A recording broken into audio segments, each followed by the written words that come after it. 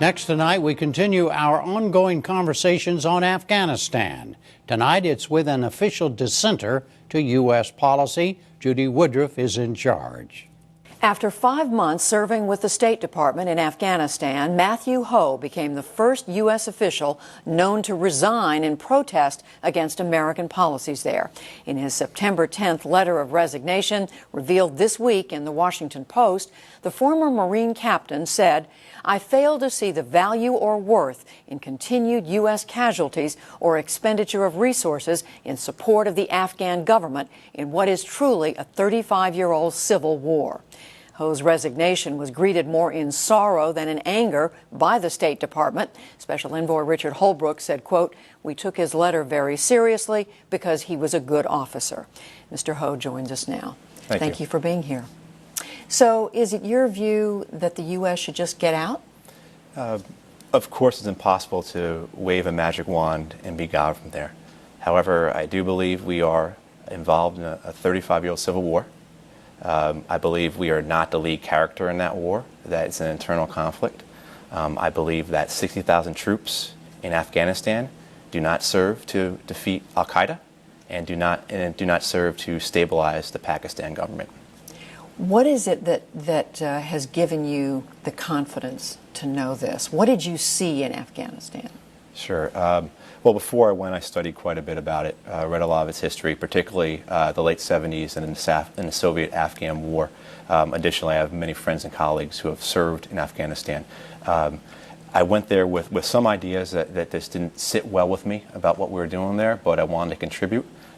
When I got there, however, serving in the East and in the South, the similarities were the same. What I found, we were fighting people who were fighting us only because we're occupying them, or because we are supporting a central government that they view as occupying them.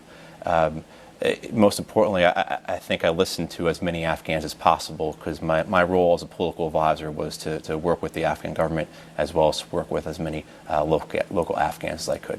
You say, m.hoh, that what you see is a civil war going on. The U.S. is a bystander. Mm-hmm. But what it looks like to many Americans as they look is that it's the Afghan government being attacked, the Afghan people being attacked by the Taliban, by elements of al-Qaeda. How can we be sure which is right? Sure. First of all, al-Qaeda does not exist in Afghanistan. I think there's plenty of evidence to that fact. And the way the country works, it's so localized there. It's what I refer to and other people refer to as valleyism. They're concerned with their local... Valleyism. Valleyism, yes. So if you take the idea of nationalism, shrink it down to a much smaller level, these are folks who live within communities of 100 to 500 people, and that's, I don't want to say where their world ends, but that's what they're concerned with.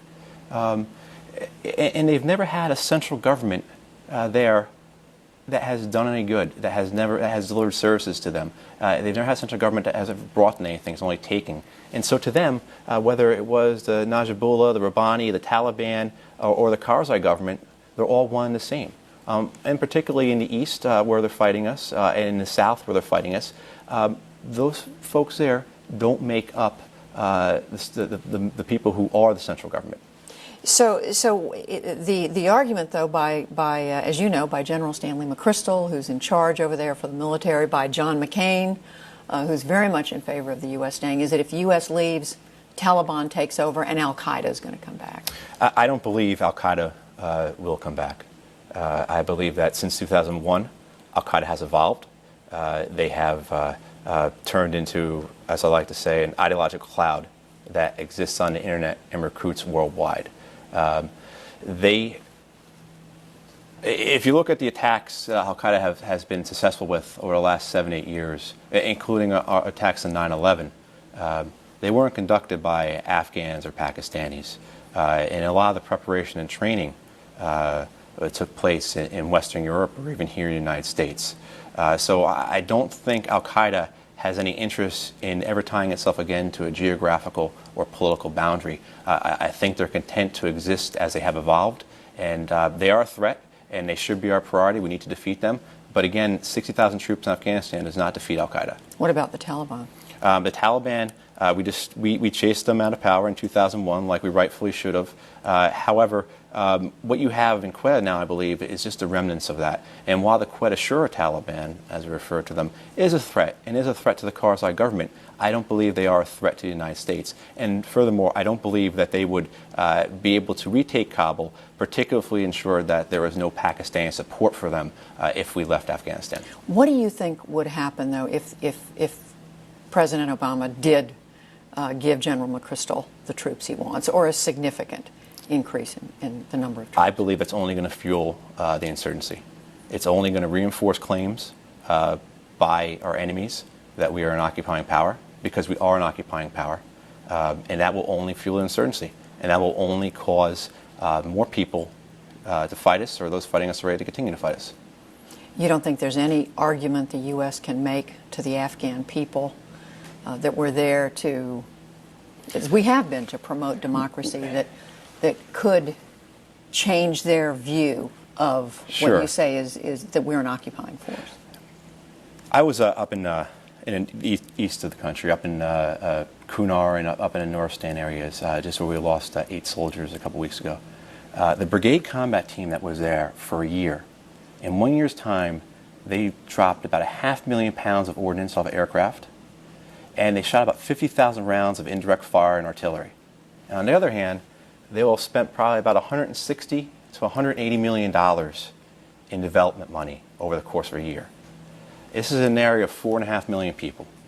If after 8 years of war, you've done these kinds of things and people aren't coming around, I don't think they're ever going to come around.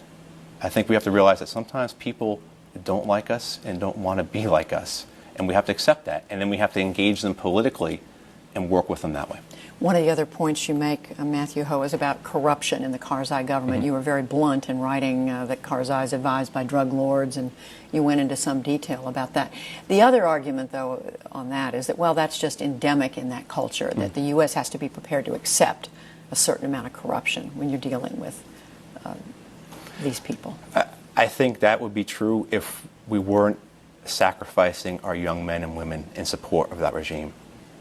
The idea that we're losing somebody's son or somebody's husband is dying to support a regime that's profiting off of our aid money is criminal. It's wrong.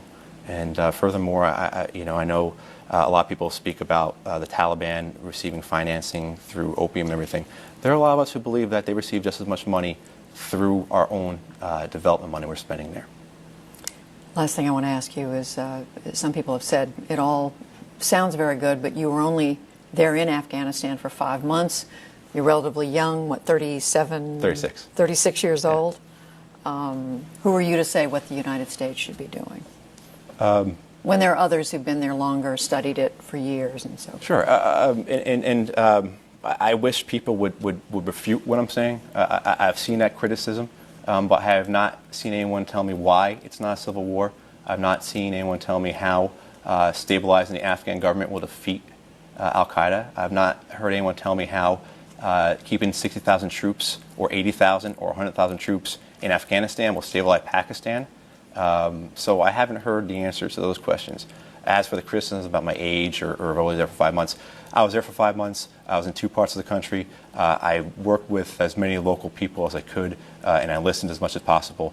At that point, what I wrote, first off, what I wrote in my resignation letter, there's not a novel or unique thought in that. Those are thoughts shared by military officers and State Department officers as well. My concern is not how are we fighting this war, but why are we fighting this war? m.hoh, thank you very much for coming in to talk with us. We appreciate it. Thank you, Judy. There's more on Afghanistan on our website, newshour.pbs.org. We have a survey of Afghans. It shows they feel more secure than they did a year ago. And you can watch a web-only video following a U.S. Army lieutenant in the mountainous border area near Pakistan.